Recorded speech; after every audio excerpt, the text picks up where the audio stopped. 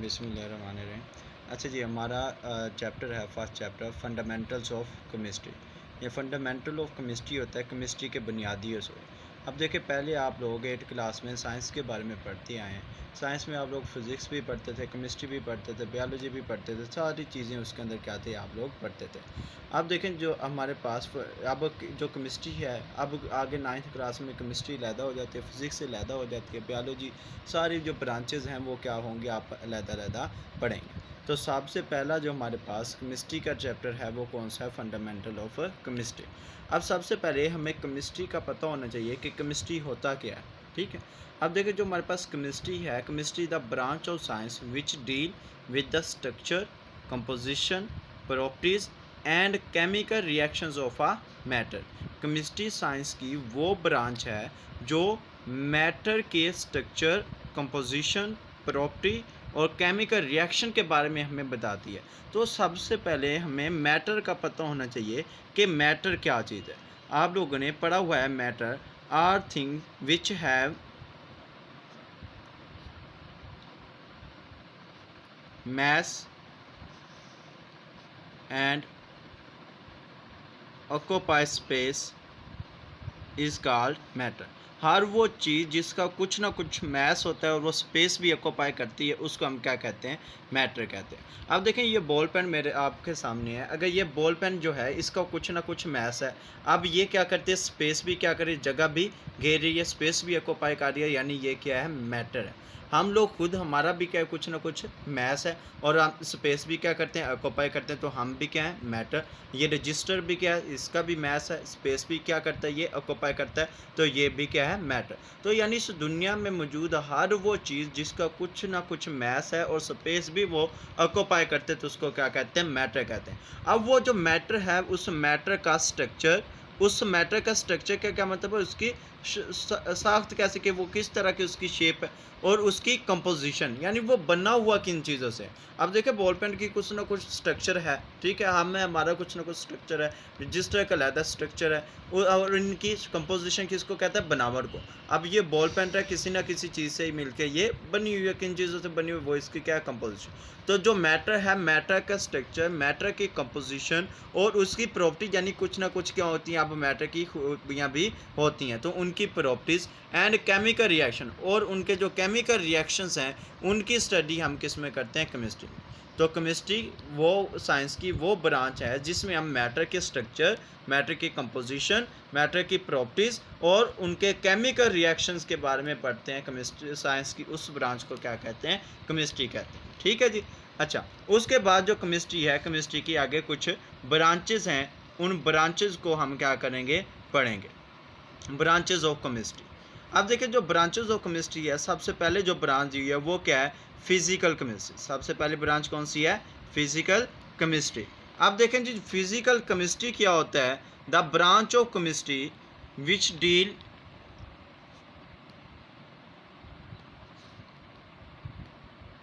With the relationship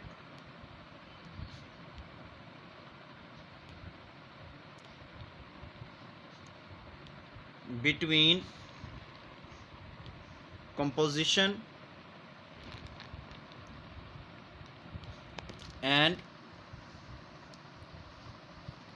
physical properties of matter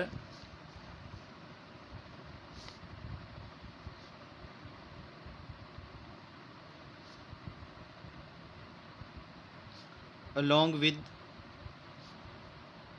changes in them।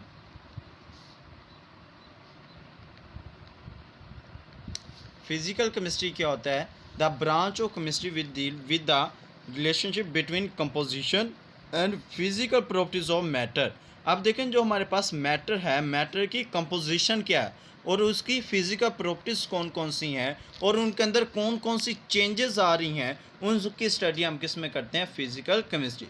तो physical chemistry the branch of chemistry with deal with the relationship between the composition, physical properties of matter along with changes in them, ठीक है जी। तो ये क्या हमारे पास physical chemistry. Physical chemistry के बाद हमारे पास मौजूद है इनऑर्गेनिक केमिस्ट्री और इनऑर्गेनिक केमिस्ट्री। आप देखें जो ऑर्गेनिक केमिस्ट्री है, ऑर्गेनिक केमिस्ट्री और इनऑर्गेनिक केमिस्ट्री को हम एक साथ पढ़ लेते हैं, organic chemistry and inorganic chemistry. आप देखें, आप लोग जानते होंगे कि टोटल हमारे पास जो एलिमेंट्स हैं वो कितने 118 एलिमेंट्स के हैं मौजूद हैं। ठीक है, carbon, hydrogen, nitrogen, oxygen, sulphur, phosphorus, बहुत सारे आप लोगों ने पढ़े होंगे। उन 118 जो एलिमेंट्स हैं इसमें से जो 92 हैं एलिमेंट्स वो नेचुरली मौजूद होते हैं। बाकी जो हमारे पास हैं वो क्या आर्टिफिशियली क्या है प्रिपेयर किए गए हैं 26।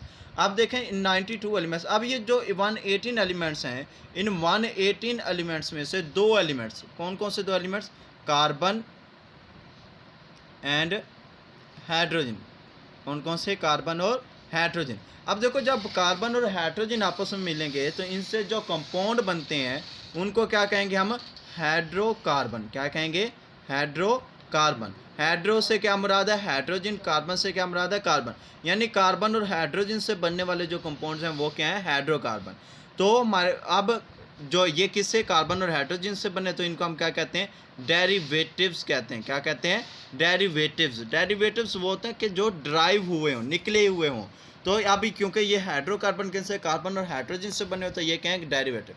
तो केमिस्ट्री की वो ब्रांच जो जिसमें हम कार्बन, हाइड्रोजन और इनसे के जो डेरिवेटिव्स हैं हाइड्रोकार्बन, उनके बारे में हम किस में पढ़ते हैं, ऑर्गेनिक केमिस्ट्री। तो केमिस्ट्री की वो ब्रांच जिसमें हम कार्बन, हाइड्रोजन और इनके डेरिवेटिव यानी हाइड्रोकार्बन्स के बारे में पढ़ते हैं उसको क्या कहते हैं, organic chemistry. Branch of chemistry which deal with the study of the covalent compound of carbon, hydrogen and their derivative hydrocarbon is called organic chemistry.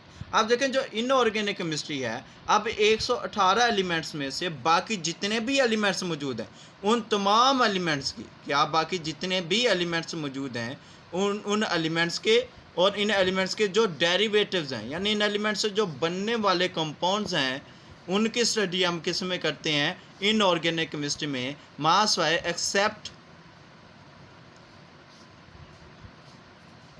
Compounds those of carbon and hydrogen and their derivatives. Carbon, hydrogen और इनके derivatives के अलावा, carbon, hydrogen और इनके derivative यानी hydrocarbons के अलावा बाकी जितने भी एलिमेंट्स मौजूद हैं उनकी स्टडी किस में करते हैं, इनऑर्गेनिक केमिस्ट्री में। क्यों, कार्बन, हाइड्रोजन और इनके डेरिवेटिव की स्टडी किस में करते हैं, ऑर्गेनिक केमिस्ट्री में। और बाकी जितने भी एलिमेंट्स बचते हैं इनके अलावा उनकी स्टडी किस में करते हैं, इनऑर्गेनिक केमिस्ट्री। ठीक है जी, तो ये कंसेप्ट क्लियर है ऑर्गेनिक केमिस्ट्री और इनऑर्गेनिक केमिस्ट्री का। इसके बाद हमारे पास मौजूद है बायोकेमिस्ट्री। आप देखें बायो केमिस्ट्री, अब देखें बायो किसको कहते हैं, लाइफ को, स्टडी ऑफ लिविंग ऑर्गेनिज्म। जिंदा जानदार इज्साम की जो स्टडी है उनके बारे में जो पढ़ते हैं वो किस में पढ़ते हैं हम, बायो केमिस्ट्री किसको कहते हैं, अभी आप लोगों ने डेफिनेशन पढ़ी, क्या, इट डील विद द यानी केमिकल रिएक्शन यानी स्ट्रक्चर, composition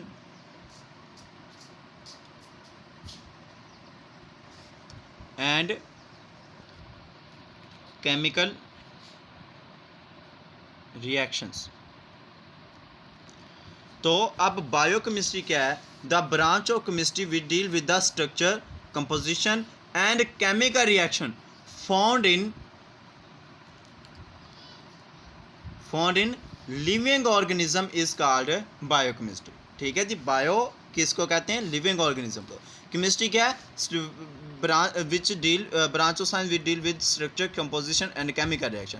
अगर हम क्या करेंगे, structure, composition and chemical reaction किसके अंदर मौजूद हो, लिविंग ऑर्गेनिज्म के अंदर मौजूद हो, तो केमिस्ट्री की उस ब्रांच को क्या कहते हैं, बायोकेमिस्ट्री।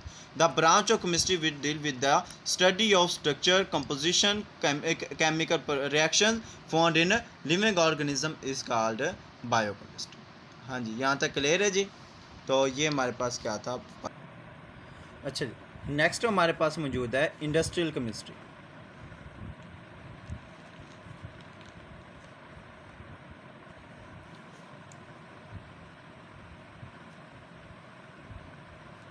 अब देखें इंडस्ट्रियल केमिस्ट्री क्या होता है, the branch of chemistry which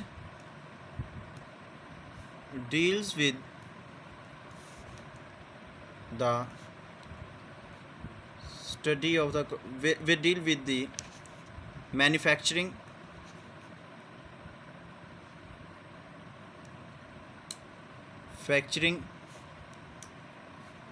of the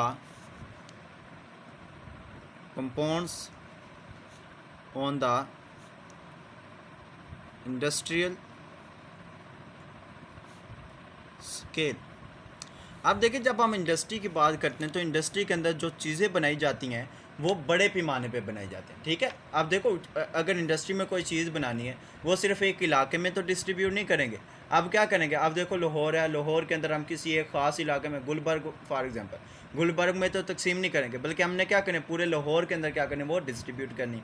उसके अलावा ये टारगेट होता है कि पूरे लाहौर क्या पूरे पाकिस्तान के अंदर डिस्ट्रीब्यूट की जाए, या दुनिया पाकिस्तान से बाहर भी चीज़ें बने। तो बड़े पैमाने पर हमें चीज़ों को बनाने की क्या होती है, ज़रूरत होती है। क्या होती है, बड़े पैमाने पर चीज़ों को बनाने की क्या होती है, ज़रूरत होती है। तो केमिस्ट्री की वो ब्रांच जिसमें हम क्या करते हैं, जो चीज़ें हैं उनको बड़े पैमाने पर बनाते हैं, उसकी स्टडी किस में करते हैं, industrial chemistry. Industrial chemistry the branch of chemistry which deal with the manufacturing of the compounds on the industrial scale, on the large scale, या यहाँ पर आप लोग क्या कह सकते हैं, on the commercial scale is called industrial chemistry. ठीक है जी, केमिस्ट्री की वो ब्रांच जिस पे हम क्या करते हैं, एक बड़े पैमाने पर चीज़ों को तैयार करते हैं, केमिस्ट्री को, उस ब्रांच को क्या कहते हैं, इंडस्ट्रियल केमिस्ट्री कहते हैं। क्या कहते हैं उसको, इंडस्ट्रियल केमिस्ट्री कहते हैं। अब देखें, इंडस्ट्रियल केमिस्ट्री के बाद हमारे पास मौजूद है न्यूक्लियर केमिस्ट्री। क्या मौजूद है, न्यूक्लियर केमिस्ट्री। अब देखें न्यूक्लियर केमिस्ट्री क्या होता है। Nuclear chemistry the branch of chemistry which deal with the study of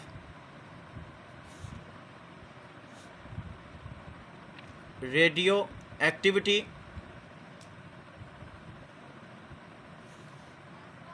nuclear process,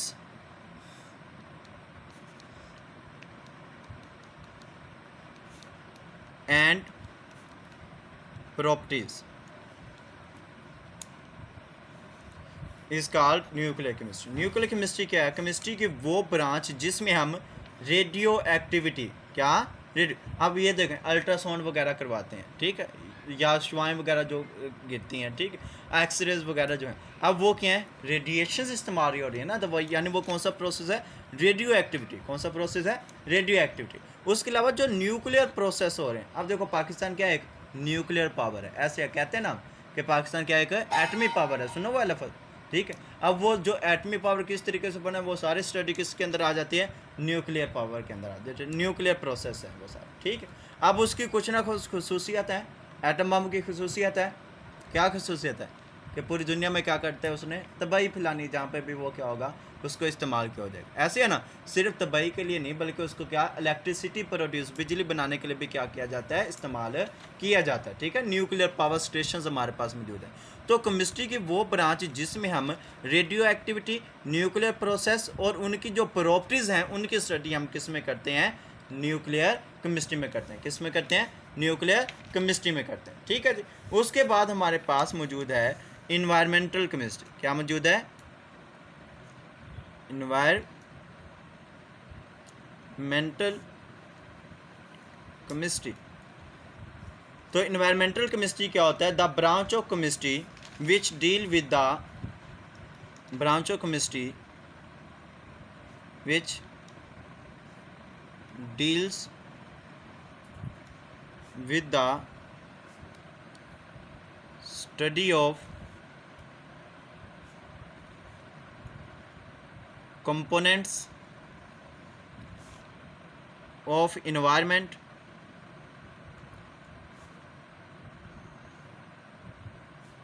the branch of chemistry will deal with the study of the components of the environment and effects of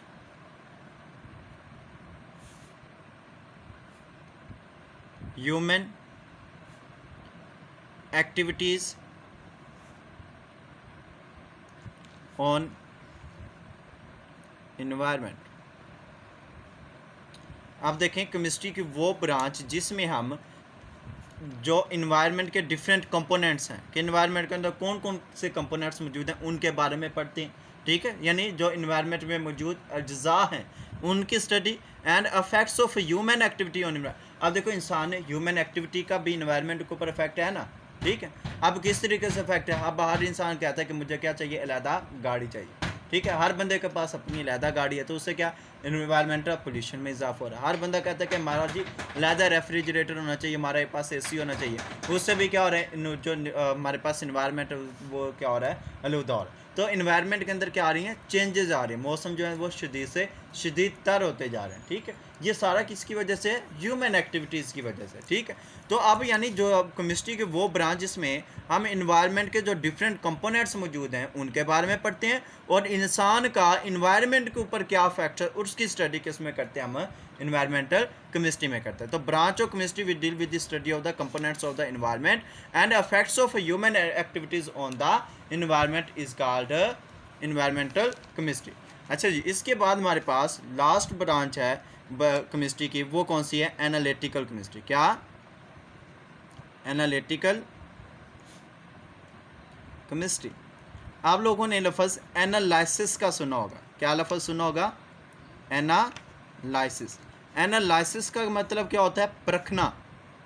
क्या, परखना, किसी चीज़ के बारे में जानना, जांच पड़ताल करना।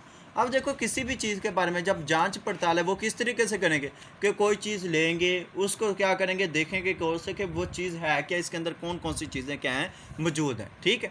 अब एनालिटिकल केमिस्ट्री क्या है, the branch of chemistry with deal with the separation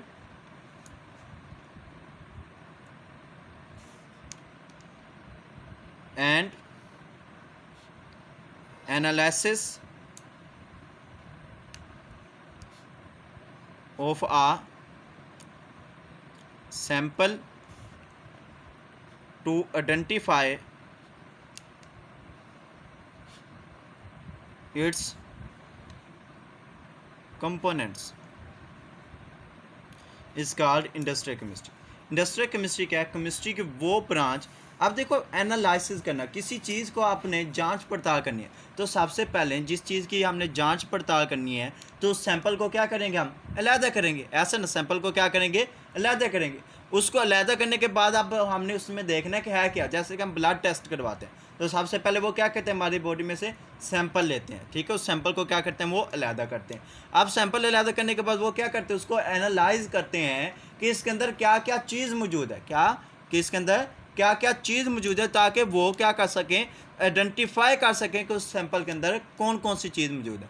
तो एनालिटिकल केमिस्ट्री में भी हम बेसिकली क्या करते हैं कि सैंपल को पहले क्या किया, सेपरेट करते हैं। सेपरेशन के बाद क्या करते हैं, सैंपल को एनालाइज करते हैं। एनालाइज क्यों करते हैं, ताकि उसके अंदर जो कंपोनेंट्स मौजूद हैं उनको क्या कर सकें, आइडेंटिफाई कर सकें, उनकी शनाख्त कर सकें, इसलिए हम क्या करते हैं, उनको एनालाइज करते हैं। तो branch of chemistry with deal with the separation and analysis of a sample to identify its component is called analytical chemistry, ठीक है जी। चलें, आज तक का हमारे का काम यहाँ तक काफ़ी है। आज हमने केमिस्ट्री के बारे में जाना कि केमिस्ट्री क्या होती है, उसके कुछ हमने असूल जाने, और उसके बाद हमने उनकी ब्रांचेस के बारे में पढ़ा कि केमिस्ट्री की ब्रांचेस कौन कौन सी हैं और कैसे उनका हम क्या कर सकते हैं, डिफाइन कर सकते हैं, ठीक है। फर्दर जो टॉपिक है वो हम क्या करेंगे, बेसिक हमारे पास डेफिनेशंस का है वो हम अगले लेक्चर्स में देखेंगे कि वो किस तरीके से होता है। ओके जी, अल्लाह हाफिज़। इसी के साथ हमारा लेक्चर ख़त्म हुआ। फर्दर नेक्स्ट लेक्चर में इंशाल्लाह हमारी मुलाकात होगी। ओके जी, अल्लाह हाफिज़।